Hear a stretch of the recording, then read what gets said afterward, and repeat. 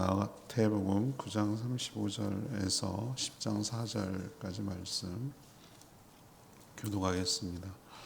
마태복음 9장 35절에서 10장 4절입니다. 오늘은 2월 7일 금요일 아침입니다. 2월 7일자 본문 마태복음 9장 35절에서 10장 4절입니다. 예수께서 모든 도시와 마을에 두루 다니사 그들의 회당에서 가르치시며 천국 복음을 전파하시며 모든 병과 모든 약한 것을 고치시니라. 무리를 보시고 불쌍히 여기시니 이는 그들이 목자 없는 양과 같이 고생하며 기진함이라. 이에 제자들에게 이르시되 추수할 것은 많되 일꾼이 적으니 그러므로 추수하는 주인에게 청하여 추수할 일꾼들을 보내주소서 하시니라. 예수께서 그의 12 제자를 부르사 더러운 귀신을 쫓아내며 모든 병과 모든 약한 것을 고치는 권능을 주시니라. 12 사도의 이름은 이러하니 베드로라 하는 시몬을 비롯하여 그의 형제 안드레와 세베대 아들 야고보와 그의 형제 요한, 빌립과 바들로메, 도마와 세리마테, 알페오의 아들 야고보와 다데오, 가나안인 시몬 및 가룟 유다 곧 예수를 판 자라. 아멘. 예수님이 모든 도시와 마을을 두루 다니면서 회당에서 가르치시고 또 천국 복음을 전파하시며 모든 질병을 고쳐주셨습니다. 예수님은 무리가 목자 없는 양처럼 고생하며 기질함을 불쌍하게 여기셨습니다. 제자들에게 추수할 것은 많은데 일꾼이 적으니 주인에게 일꾼들을 보내달라라고 요청하라고 하셨습니다. 예수님은 12 제자를 부르고 세우셔서 귀신을 쫓아내며 모든 질병을 치유하는 권능을 주셨습니다. 이런 내용이 오늘 내용입니다. 오늘 질문은 주님의 일꾼은 누구입니까? 주님의 일꾼은 누구입니까? 이것이 오늘 질문이 되겠습니다.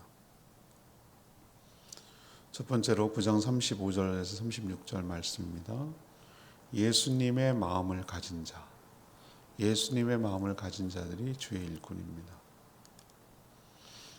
예수님은 모든 도시와 마을을 두루 다니셨다고 그랬습니다. 예수님은 사람의 몸으로 이 땅에 오신 하나님이십니다. 직접 찾아가서 여러 가지 사역을 감당하셨죠.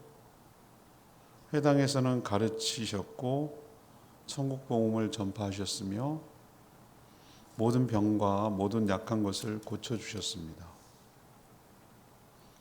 교육, 선포, 치유, 이 세 가지를 예수님의 3대 사역이라고 부릅니다. 가르치시고 전파하시고 고쳐주시고. 예수님은 왜 이런 사역을 하셨을까요? 자신의 백성들을 무지와 질병 그리고 죄악과 죽음에서 건져 구원하시기 위해서 그렇게 행하셨던 것이죠. 그럼 예수님의 마음은 어떤 것인가요? 36절에 있는 말씀처럼 예수님은 그들을 불쌍히 여기셨다고 그랬습니다. 불쌍히 여기셨다.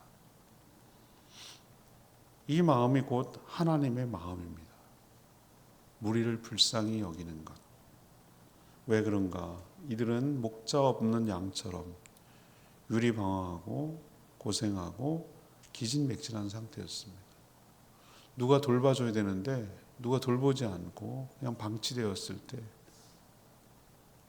그냥 잡아먹혀도 누구도 하소연하지 못하고 누구도 보호해주지 않고 그렇게 살아가는 자들을 불쌍히 여기셨다 그랬습니다. 우리의 모습이 딱 그런 것이죠.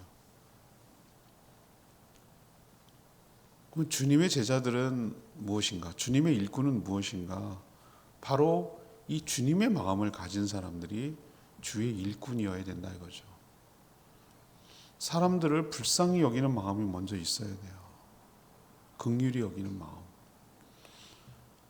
그리고 그 이유가 무엇이고 어떻게 해야 그들을 구원할 수 있는지에 대해서도 정확하게 알고 있어야 돼요.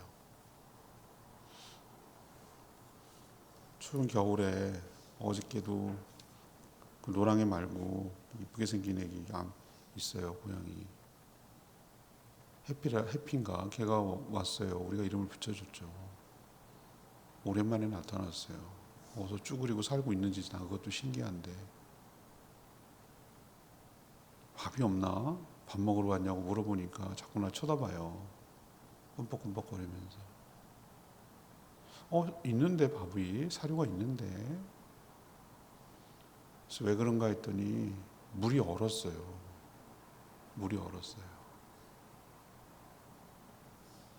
그래서 제가 뜨거운 물을 받아다가 물그릇에 채워줬어요. 녹으라고. 그때 내가 하는 모습을 다 지켜보고 있어요. 걔가 말 안 하는 애가 아니거든요. 근데 띠용 그리고 뭐라고 말을 하는 거예요. 나한테 고맙다는 거죠. 그러고 나서 먹어 그러고 있고 있는데 안 먹고 문 앞에서 앉아가지고 나를 계속 쳐다보는 거예요. 왜 그러냐 놀자고 내가 그랬더니 그렇게 계속 쳐다보고 있어요.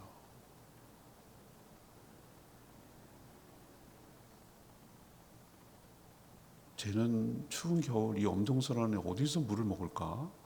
어디서 밥을 먹고 다니나? 뭐 내가 신경 안 써도 모르지 그거는 지 살 탓이지 이렇게 생각할 수 있는데 불쌍히 여기는 마음이 생기는 거예요. 불쌍히 여기는 마음, 긍휼히 여기는 마음. 하나님이 우리를 바라보실 때 예수님의 마음이 하나님의 마음인데 우리를 긍휼히 여기세요. 딱하게 여기세요. 목자 없는 양같이 저렇게 방치되고 보호받지 못하고 인도받지 못하고 그냥 앙칼지게 거칠게 살아남으려고 그렇게 하는 우리들의 모습을 보면서 측은히 여기신다고, 불쌍히 여기신다. 남이 아니거든. 자신의 피조물이거든요. 사단의 유혹에 받아 죄악 가운데 살아가며 그의 종살이하면서 자기가 왜 그렇게 고통스럽게 살아가는지도 모르고 살아가면서 온갖 죄악으로 파생된 수많은 고통 가운데 살아가는 사람들을 불쌍히 여기기 때문에 이 땅에 오셨고, 불쌍히 여기기 때문에 두루 다니셨고, 불쌍히 여기기 때문에 고쳐주셨고, 불쌍히 여기서 가르쳐 주시고 깨우쳐 주신 거예요. 이런 긍휼함, 이런 자비가 있었기 때문에 그들도 구원을 받았고 우리도 구원을 받았어요. 그러면 주님의 일꾼은 어떤 게 누가 주님의 일꾼이냐? 딱 하나예요. 주님의 마음과 동일시하는 거예요. 주님의 마음이 내 마음 가운데 부어지는 거예요. 이럴 때 주의 일꾼이 되는 거예요. 주인하고 종하고 마음이 맞지 않으면 정말 그것처럼 피곤한 게 없어요. 무슨 일을 해도 안 맞아요. 그거는 주인을 위하는 일이 아니에요. 주인을 오히려 힘들게 하고 어렵게 하고 일만 만드는 일이에요. 뭘 해도 주님의 마음이 똑같아 해도 내가 주님의 마음으로 해야 되는 거예요. 그게 주의 일꾼이에요. 우리도 주님의 이런 긍휼함과 자비하심이 우리 마음 가운데 부어주시기를 간절히 기도하는 저와 여러분 되기를 소망합니다. 그래야 주의 일을 할 수 있어요. 두 번째는 9장 37절에서 38절. 주의 일꾼은 어떤 사람인가? 예수님의 사역을 하는 사람들이에요.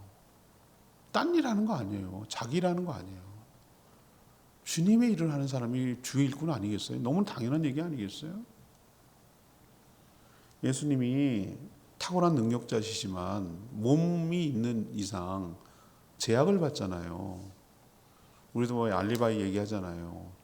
동시간에 여기 있으면 저기 못 있는 거예요. 내가 여기 있으면 저희 집에는 없는 거잖아요. 그죠? 사람이 그래요. 몸이 여기 있으면 제약을 받잖아요. 내가 막 동시에 있을 수는 없잖아요. 그러나 영임으로 계신 분들은 자유롭죠. 그게 하나님은 영이시니까 자유롭죠. 예수님이 이 땅에 몸으로 오셔서 제약을 받으셔서 이 자체도 굉장히 귀한 일이고 우리를 대신해서 죽기 위해서 이 땅에 오셨지만 많은 사역을 감당하는 입장에서는 많이 제약이 되잖아요. 이 동네에 있으면 저 동네는 없는 거예요. 그래서 오늘 예수님은 제자들을 부르시고 제자들에게 뭐라고 했냐면 자신이 하는 여러 가지 사역을 뭐 했어요? 위임, 맡기셨어요. 맡겨주셨어요. 그리고 하시는 말씀이 뭐예요? 추수할 것은 많은데 뭐가 없다고요? 일꾼이 부족하다고 그랬어요. 그래서 예수님은 추수하는 주인인 하나님께 추수하는 일꾼들을 더 보내달라고 요청하라고 그렇게 하신 거예요. 근데 저는 여태까지 한 번도 그런 의심이라고 할까? 의문을 갖지 않다가 오늘 하여튼 성경을 늘 볼수록 까도 뭐 나온다고 그러는데 전 너무 신기해요. 못 보던 게 보인단 말이죠. 저는 그게 너무 신기해요. 왜 그러냐면은 이번에 뭘 느꼈냐면은 이번이 저희 교회 부임에서 4번째 마태복음 지금 강해 설교하고 있는데 이런 생각이 처음 들었어요. 왜 이런 일꾼을 부족하면은 왜 예수님이 직접 하나님께 부탁하지 왜 제자들에게 하라고 그래? 여러분 이런 생각 못 하셨죠? 이런 생각 안 해보셨죠? 그냥 뭐 넘어갔죠 그냥. 아니 그렇게 일꾼이 아쉬우면 직접 하시면 되지. 왜 제자들한테 왜 달라고 요청하고 기도하라고 해? 이런 생각이 처음 들어온 거예요 제가. 근데 제가 생각해 봤어요. 왜 그럴까라고 해봤더니 사역 현장을 살아가고 상황을 알고 있는 자들이 더 많이 필요한데 하나님께 요청하는 자는 혼자만 아니라 여러 사람이 하나님께 요청할 필요가 있어요. 필요에 따라서 그 현장을 알고 거기에 살아가는 사람들이 하나님께 요청을 할 때 거기에 필요한 사람이 하나님이 허락해 주시잖아요. 거기에 알맞도록. 맞죠? 그렇게 해야 되니까 너희 보고 하라는 거예요. 본인이 다 하지만 종합적으로 하겠지만 너희들이 직접 같이 일할 일꾼들을 보내달라고 그렇게 하나님께 얘기해라 라고 얘기하는 거예요. 부탁하는 거예요. 자, 여기서 깨닫는 게 뭡니까? 주님의 일꾼은 뭐 하는 사람들입니까? 추수하는 사람들이에요. 주의 사역을 하는 사람들이에요. 앞에서 말했죠. 예수님 말씀을 가르치시고 복음을 전파하시고 그래서 귀신을 쫓아내셔서 내시고 또 질병을 치유하시고 이런 가르치시고 전파하시고 치유하시고 이거 세 가지가 3대 사역이라고 말씀드렸잖아요. 이 회복을 통해서 궁극적으로 하려는 게 뭡니까? 영혼을 구원하는 거예요. 추수가 그런 거잖아요. 추수. 영적인 추수, 영적 추수. 하여튼 못된 것도 이단들이 다 좋은 거 찾아가지고 추수꾼 뭐 얼마나 좋은 말인데 그걸 이단이 해가지고 영적 추수. 영적 추수잖아요. 예수님이 제자를 부를 때 뭐라고 그랬을까? 나는 너희를 사람을 낚는 어부가 되게 하리라. 같은 개념이에요. 영적 추수나 사람을 낚는 어부나 그 일을 하는데 누가 필요하다는 거예요? 일꾼이 필요하고 현장은 추수할 거는 많대요. 우리 생각에는 추수할 것이 없는데요. 이제 다 된 것 같은데 아니래요. 주님은 추수할 것이 많대요. 추수한 일꾼을 달라는 거예요. 그 영혼 수확을 위해서 주님이 다시 오시는 그날까지 영혼 수확을 위해서 일할 때는 되게 많은데 일할 대상은 많은데 사람이 없다는 거예요. 주의 일꾼은 어떤 사람입니까? 바로 이 일을 하는 사람들이 주의 일꾼인 줄 믿습니다. 딴 거 아니에요. 가르치기도 하고 치유하고 전파하기도 하고 다 해요. 이걸 세 가지 다 하는 사람도 있고 어떤 사람은 여기 특화된 사람도 있고 그렇지만 이 모든 것들을 합력해가지고 모든 것들을 초점은 어디가 있습니까? 뭐에 있습니까? 뭐 하는 거에 있죠?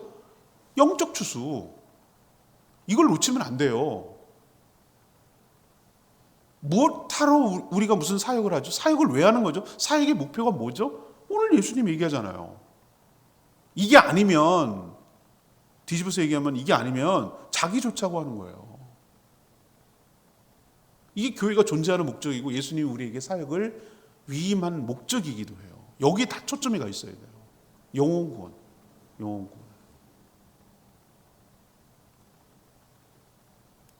지금도 우리 교회가 당면한 문제잖아요. 이 밸런스. 그래서 지난주 목회 칼럼 썼지만 전세대 부흥에 대해서 썼잖아요. 목회 칼럼, 그죠? 이번 주 읽어보세요. 목장가 가시고 주보에 나와 있어요. 그런데 뭐가 필요하냐면은 골고루 제가 모집단, 표본 집단 얘기하면서 통계학에서 그 개념 얘기하면서 이 지역 사회를 잘 대변할 수 있도록 밸런스 있게 전 세대가 부흥을 해야 된다. 어린이, 어른부터 시작해서 노인들에게, 그러니까 전 세대가 다 있어야 된다. 우리 교회에. 특정 나이만 있어도 안 되고 특정 직업만 있어도 안 된다. 골고루 다 대표성을 가지고 있어야 된다. 그러기 위해서 어떻게 합니까?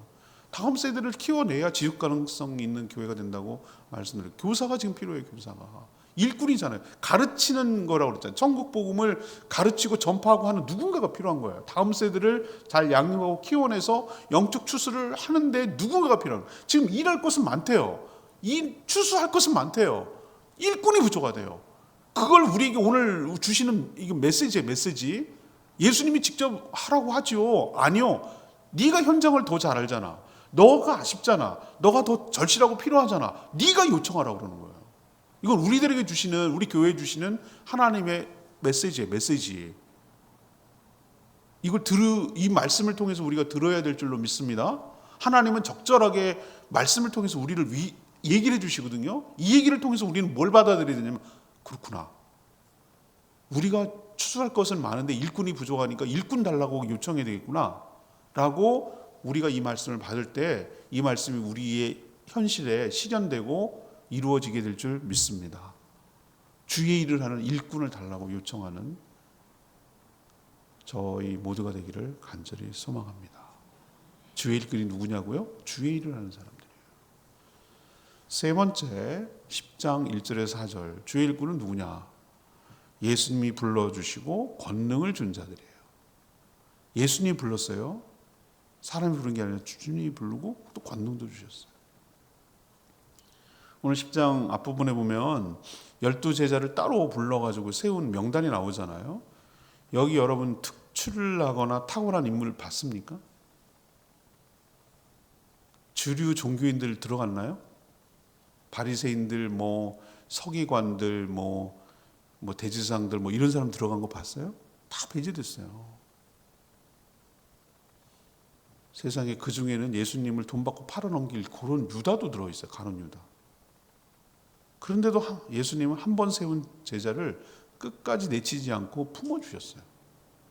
정말 대단하신 것 같아요. 예수님도 이렇다면 앞에서 언급한 거 있잖아요. 모든 도시와 마을을 두루 다니면서 말씀을 가르치시고 복음을 전파하시고 귀신을 쫓아내시고 질병을 치유하시는 이 일을 대신 위임해서 할 사람이 필요한 거예요. 그래서 이들을 불러서 이 임무를, 사명을 맡겨주신 것이죠. 그런데 제자들이 이런 일을 하라고 그냥 내몬 게 아니라 이런 일을 하기 전에 무엇부터 주셨습니까? 10장 1절에 뭐라고 그러죠? 예수께서 12제자를 부르사 더러운 귀신을 쫓아내며 모든 병과 모든 약한 것을 고치는 뭘 주시니라? 권능을 주시니라. 뭘 주시니라? 권능을 주시니라. 권능이 뭡니까? 두 가지의 합성어예요. 권세와 능력. 그렇게 할 수 있는 권세도 주시고 또 뭐도 주시고 능력도 주시고 이게 권능이에요. 권능. 일을 시키면서 일을 할 수 있는 도구도 주지 않고 일을 시키는 주인은 그건 악덕 주인입니다. 악한 주인이에요. 그렇잖아요. 우리가 막노동을 시키는 사람들도 저는 막노동을 절대로 하등하다고 생각하지 않습니다. 굉장히 귀한 일이라고 저는 생각을 합니다. 그 누가 할 건데 그러면? 근데 그 일꾼들이 사장이 불러갖고 당신 와서 일해. 그런데 헬멧도 안 줘, 안전화도 안 줘, 여기 연장을 할 수 있는 것도 안 줘, 밥도 안 줘, 간식도 안 줘. 그리고 일하래. 여러분 그거 일하겠어요? 그렇게 시키는 주인이 나쁜 사람이에요. 맞죠? 세상도 그런데 주님께서 이 귀한 일, 영혼 추수를 위해서, 영적 추수를 위해, 영혼 구원을 위해서 이 엄청나게 돌아다니면서 많은 사역을 감당해야 되는 그 제자를 불러놓고 알아서 해, 이렇게 하면은 그렇게 하라고 하는 주인이 나쁜 주인이죠. 근데 예수님 그렇게 안 했다고요. 천국 복음을 전하기 위해서, 효율적으로 하기 위해서 악한 귀신을 제압하고 쫓아내고, 또 모든 질병과 모든 약한 것을 고칠 수 있는 권능을 장착을 시켜 주셔야 그 일을 나가서 효율적으로 감당할 수 있지 않겠어요? 이처럼 예수님은 제자를 불러서 일꾼으로 양육하고, 또 사도로 보내실 때는 철저하게 제자 훈련을 시키고, 또 사역을 감당하기 위해서 권능도 주시고, 그렇게 해서 내보내시는 줄로 믿습니다. 자, 그렇다면 우리는 좋냐 이거예요. 저는 좋다고 믿습니다. 아예 예수님 이후에 사도행전에서 나오는 예수 그리스도를 믿을 때 우리 안에 뭐예요? 너는 믿을 때 성령을 받았느냐. 예수를 영접하는 순간 우리 안에 예수님이 들어가시는데, 예수님의 영이신 성령님이 우리 안에 들어가신 줄 믿습니다. 성령님이 들어가셔서 여러 가지 많은 것들을 하세요. 우리를 인도하시고 가르쳐 주시고 할 말을 주시고, 또 뭐예요? 우리의 성품을 예수 그리스도를 닮아가도록 성품을 바꿔주시고, 맞죠? 그래서 성령의 열매가 나타나. 또 하나 중요한 게 있어요. 우리가 영적 추수, 영혼 구원을 위해서 사역을 할 수 있도록 하나님께서 은사도 주시고 권세와 능력도 주시는 줄로 믿습니다. 근데 내가 어떻게 받았는지 안 받았는지 내가 안 하니까 모르지. 하지 않으니까 모르는 거예요. 사용하지 않으니까 있는지도 모르는 거예요. 그냥 그런 것만 그냥 모르는 거예요. 뭐가 있는지도 모르는 거예요. 써본 적이 있어야지.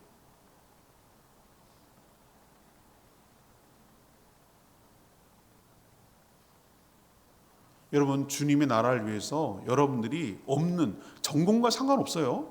내가 뭘 공부하고 널 배웠고 내가 직업이 뭐고 이런 거는 전혀 상관없어요. 하나님이 나라를 위해서 필요하다 그러면 주세요. 그냥 여러분 모든 직업이 자기 전공 따라갑니까?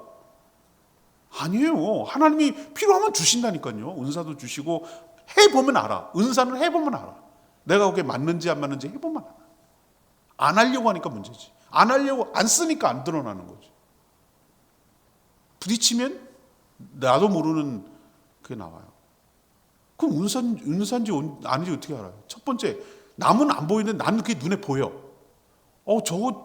저거 하면 좋은데, 저거 하면 좋아지는데, 저렇게 해야 되는데 라는데, 남들은 왜 아무도 관심을 안 갖지? 왜 나만 그렇게 애달파하는 건데, 그게 여러분 은사일 수 있어요.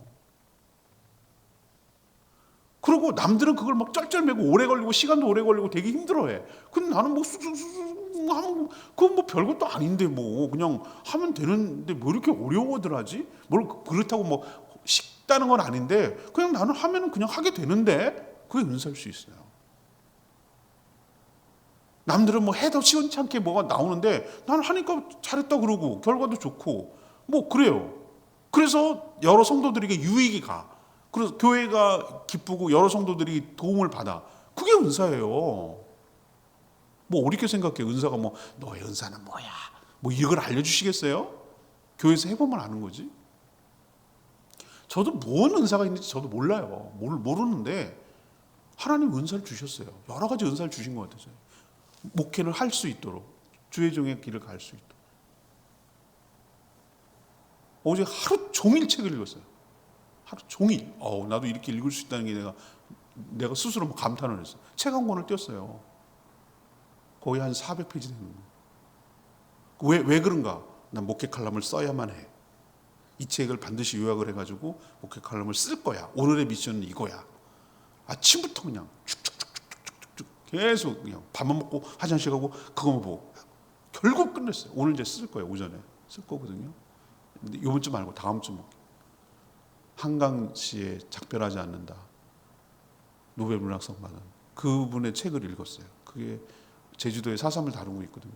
그걸 읽고 여러 가지 생각들 막 메모를 해가면서 적었어요. 뭐부터 시작하지? 샤워하면서 어떤 문장을 첫 문장을 시작할까? 막 이런 게 막 떠올라는 거예요. 그래, 사랑은 고통스러운 거야. 그 문장부터 시작을 하자. 첫 문장이 중요하거든요. 목회 칼럼 쓸 때 무슨 말부터 시작할까? 그래, 사랑은 고통스러운 거야. 이 말부터 시작을 하자. 인용을 하자. 이게 이제 또 떠오르는 거야. 하나님이 생각을 하고 책을 읽고 글로 표현하고 말로 표현하고 목회에서 굉장히 중요하거든요. 그것을 하나님이 주셨다는 것을 감사하게 생각해요. 몰입할 수 있고 이해할 수 있고 기억할 수 있고 표현할 수 있고 이런 것이 얼마나 목회에서 중요한 은사거든요. 필요하니까 하나님이 주시고 해보니까 가능하다는 게 확인이 되잖아요. 여러분도 저의 사례를 들었지만 이건 결국 자랑 아니에요. 필요하니까 하는 거예요. 여러분도 몸된 교회를 위해서 내가 뭐를 할까? 주님의 마음을 일단 1번부터 오늘 쭉 얘기하잖아요. 이런 마음이 장착이 되어야 되고 하나님이 주의 사역을 영원 구원이라는 사역을 위해서 나를 불렀다는 거 기억해 주시고 그냥 하라고 하지 않고 권능을 주셔서 은사를 주셔서 감당할 수 있도록 하나님 인도해 가신다는 거 명심하시고 하나님 나라를 위해서 존귀하게 쓰임받는 주의 일꾼으로 살아가게 되기를 축복합니다. 오늘 말씀 36절 말씀. 무리를 보시고 불쌍히 여기시니 이는 그들이 목자 없는 양과 같이 고생하며 기진함이라. 여러분 원래부터 이들이 목자가 없지는 않았어요. 하나님이 그들의 목자셨어요. 그러나 그들이 목자를 버리고 떠났어요. 자신이 스스로 목자가 되고 싶었어요. 그렇지만 그 결과는 맹수의 먹잇감이 되었고 갈 바를 알지 못해 이리저리 우왕좌왕하며 기진맥진하고 고생만 하고 있어요. 어린 양을 찾아 나선 한 마리 잃어버린 양을 찾아 나선 예수님의 표현 비유 아시죠? 그럼에도 하나님은 자신을 버린 양들을 불쌍히 여겨 찾아 나셨어요. 이것이 예수님의 구원이고 구선 사역입니다. 구속 사역입니다. 이런 마음을 가지고 이런 일에 동참하라고 영광스럽게도 딴 분도 아니고 우리를 불러내셔서 목자로 삼아 주셨어요. 정말 감사한 일이고 먼저 은혜를 받은 자로서 이 일을 기쁘게 여기며 동참하며 충성스럽게 사역해 나가는 저와 여러분 되기를 원합니다. 지금도 기진맥진하며 유리방황하는 불쌍한 자들이 주변에 널려 있습니다. 그 영혼 추수를 위해서 주님 주신 권능을 잘 활용해서 주의 마음을 가지고 주의 사역을 하는 신실한 주의 일꾼들 다 되시기를 축복합니다. 오늘 말씀 붙들고 기도하기 전에 652장 찬양집 652장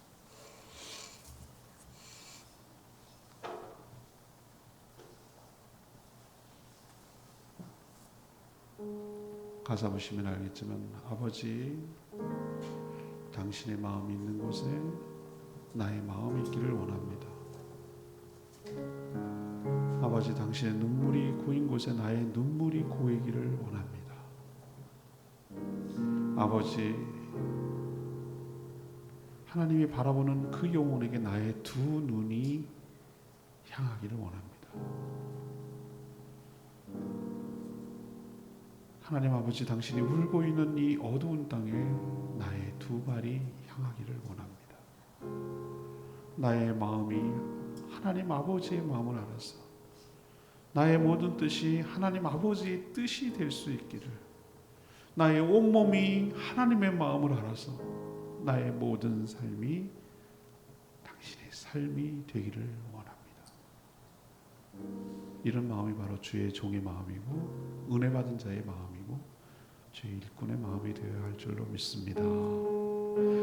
아버지 당신의 마음이 있는 곳에 나의 마음이 있기를 원해요. 아버지 당신의 눈물이 고인 곳에 나의 눈물이 고이길 원해요. 아버지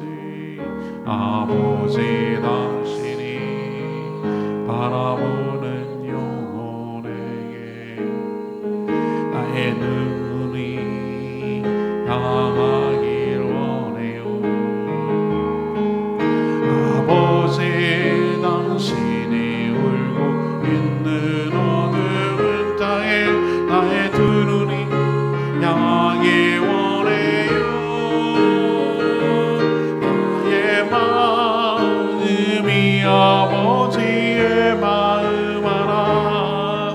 내 모든 뜻 아버지의 뜻이 될 수 있기를. 나의 오미 아버지의 마음 알아.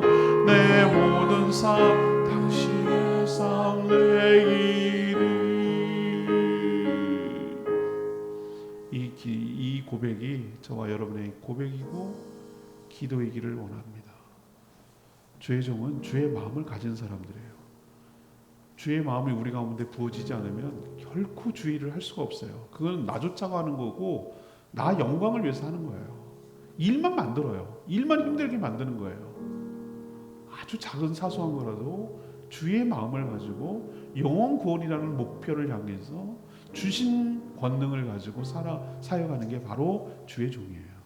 우리도 그런 마음을 갖고 주의 마음을 가지고 섬기며 교회를 세워가게 해달라고 주여 외치며 기도합니다. 주여 하나님 아버지 당신의 마음이 있는 곳에 나의 마음이 있기를 원해요. 아버지 당신의 눈물이 고인 곳에 나의 눈물이 고이길 원해요. 아버지 당신이 바라보는 영혼에게 나의 두 눈이 향하길 원해요. 아버지 당신이 울고 있는 어두운 땅에 나의 두 말을 향하기 원해요. 나의 마음이 아버지의 마음 알아. 내 모든 뜻 아버지의 뜻이 될 수 있기를. 나의 온몸이 아버지의 마음 알아. 내 모든 삶 당신의 삶 되기를.